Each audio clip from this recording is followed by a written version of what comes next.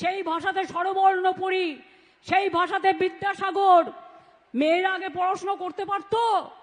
বাল্য বিবাহ রোধ করেছিলেন, পড়াশুনো শিখিয়েছিলেন। রাজা রামমোহন রায় সতীদাহ প্রথা নিবারণ করেছিলেন। আগে ছোট্ট ছোট্ট বাচ্চাদের বিয়ে দিত একটা বুড়ো লোকের সাথে, বুড়োটা মরে গেলে তাকেও সাথে চলে যেতে হতো। এই বিধবা বিবাহ প্রচলন করেছিলেন ঈশ্বরচন্দ্র বিদ্যাসাগর, এবং সতীদাহ প্রথা করেছিলেন রাজা রামমোহন রায়। কোথায় পাবেন এই সংস্কার? বাংলায় প্রথম আইন হয় সতীদাহ প্রথার, তারপরে সারা ভারতবর্ষে হয়। সুতরাং মনে রাখবেন, এ মাটি আমার সোনার মাটি, এ মাটি সোনার চেয়েও খাঁটি। এই মাটিতেই জন্ম নিল রবীন্দ্র নজরুল, একই বৃন্তে দুটো কুসুম, আলোকময় সে ফুল। তাই বাংলার ঘরে ঘরে নতুন প্রজন্ম হাল ধরো আজ ভারতের দরবারে। আমরা হারব না, মাথা নত হবে না। বাংলা চলবে নতুন করে, বাংলা গাইবে নতুন সুরে। আমার জয় বাংলা স্লোগানই আজকে সবার স্লোগান। তার কারণ বাংলাকে সম্মান জানিয়ে আমরা জয় বাংলা একবার নয়, 1000 বার বলবো, লক্ষ বার বলবো, বজ্রকণ্ঠে বলবো। আমি চাই আমার কন্যাশ্রী মেয়েরা অনেক বড় হোক। আমিও কখনো কখনো বই লিখি, কাজ করি।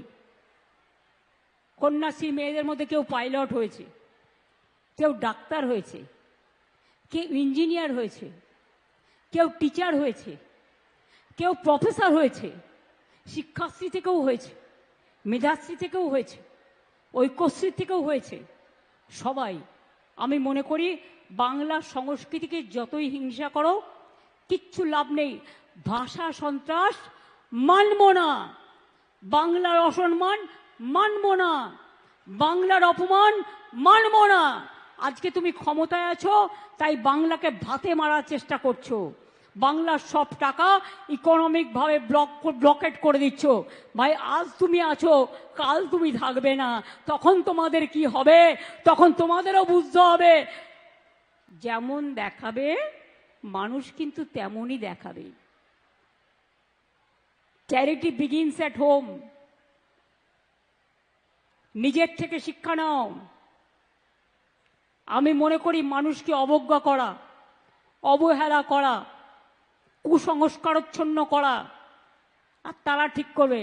আগে বলতো মমতাজি তো দুর্গা পূজা করনে নেই দেতা, এখন দেখছে কোনো লাভ নেই। এখন আবার বলছে জয় মা দুর্গা। বাপরে কি জোরে বলছে, আমাদের থেকেও জোরে বলছে, কারণ ভোট আসছে, ভোট পাখি। ওদের ধর্ম একটাই, মন গড়া হিন্দু ধর্ম। রামকৃষ্ণ নয়, স্বামী বিবেকানন্দ নয়, রবীন্দ্র নজরুল নয়, আম্বেদকর নয়, বিরসা মুন্ডা নয়। ওদের একটাই, ওরা নিজেরা তৈরি করেছে একটা, সেটাকে সবার উপর চাপিয়ে দেবে। সেটা হবে না।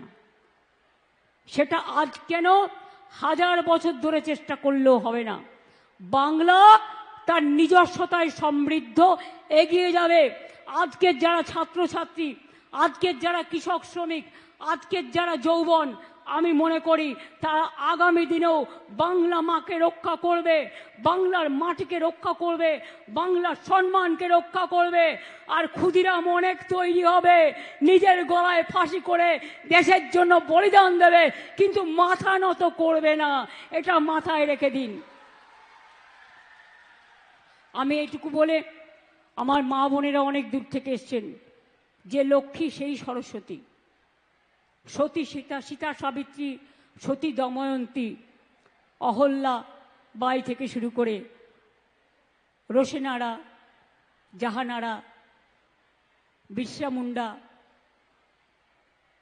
বা হাসদা বা টুডু থেকে শুরু করে, বা মতুয়া বা রাজবংশী